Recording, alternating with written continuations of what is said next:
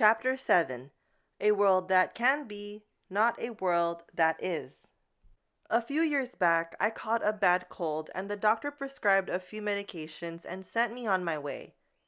I was hopeful when I arrived at the pharmacy to pick up my meds, but all hope was dashed when I discovered that the meds she'd prescribed did nothing for the cause of my cold.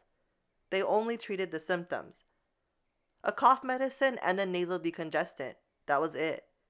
Luckily, I felt better quickly, but one thought has stayed with me. There was a direct parallel between business and cold symptoms. Most business treat symptoms, not the root cause of the problem. Although there are many in medicine who are working bravely to solve the root problem of countless diseases, it seems that many of us are looking to solve the root cause of problems in our businesses, or even in ourselves. It's not surprising to me that issues are not being fixed because the analytical mindset has limited potential to fix problems. It seems that we rely on the same old antiquated policies of managing the symptoms of problems in business instead of fixing the root causes of those problems. Fixing those issues takes imagination, a construct of creativity, and we must relearn how to use it. I'd like you to do another exercise. Imagine a world that is not bound by limitation, a world that is not bound by constraints or physical barriers. Right now, on these very pages, I will reveal to you a secret that is not really a secret, though we can call it one if we want to. This secret is beautiful in its simplicity and elegant in its candor. Like everything else in this book, it relies on reawakening what you already know and are able to use just by willing it. Are you ready? Close your eyes and take a deep breath. Now open your eyes and imagine a world that can be shaped by any idea that you have simply because you declare it.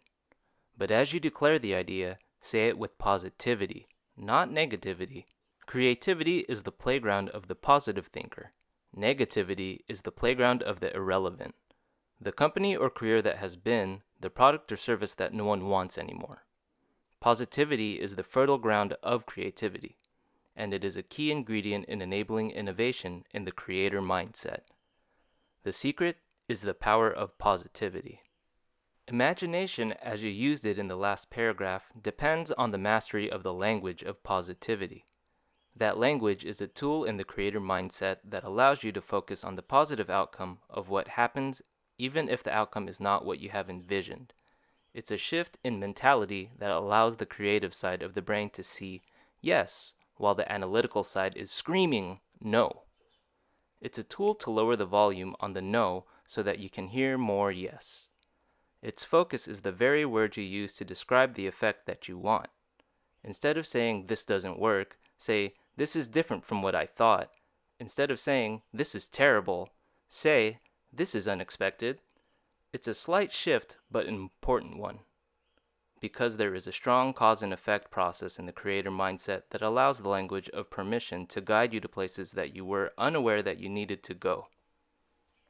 In other words, while we spend so much of our time trying to control the narrative of our business or our career, the analytical, allowing input to differ from your predetermined outcome just might spark that new idea, the creative. We spend so much time trying to control outcomes that we have little time for something new and fresh to happen. That new idea cannot spark if you kill it before it's born with pessimism, negativity, and ego.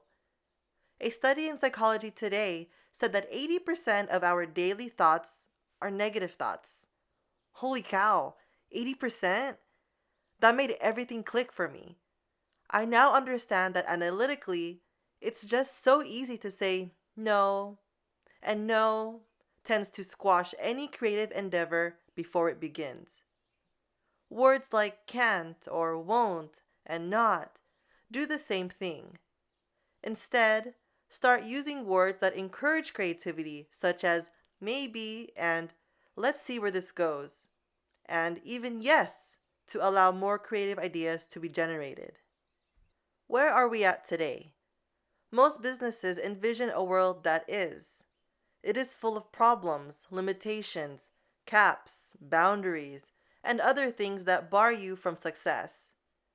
This is the one and only view of the world that is pushed by the analytical mindset. But I am here to argue that it is useless. Why view something in a rubric that gives you limited and uncreative options bound by past pessimism and tried and true solutions that are irrelevant today?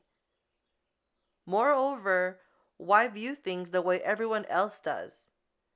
You are an individual, and your business or profession is an extension of that individuality. It's what gives you your identity, your edge, your brand. The creator mindset thrives when it is partnered with positivity. At its heart lies the simplicity of looking at the glass as being half full. There is a magical transformation that occurs when you allow yourself to think about problems creatively. Allowing creativity to make a plan full of optimism breeds options to overcome adversity. And let's face it, when a business challenge emerges, all we want are options for overcoming that challenge. To allow creativity to activate fully, though, we must embrace the language of positivity as we enact the creator mindset.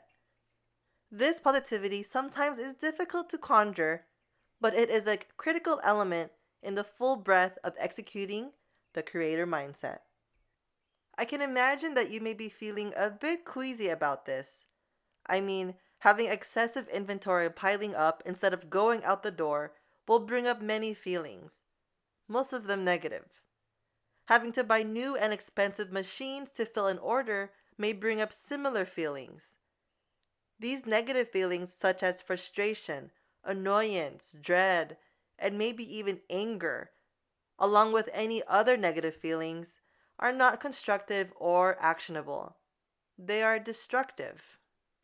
When you are angry, you tend to make decisions that are not thought out, not prepared, not premeditated. Instead, you tend to act out in anger with swiftness and severity and without considering the options you so badly need. Instead of anger, positivity will bring up options. It will create a roadmap to emerge from the situation in which you currently find yourself. It will move you away from impulse, and positivity will build an actionable plan. How will the language of positivity build an actionable plan?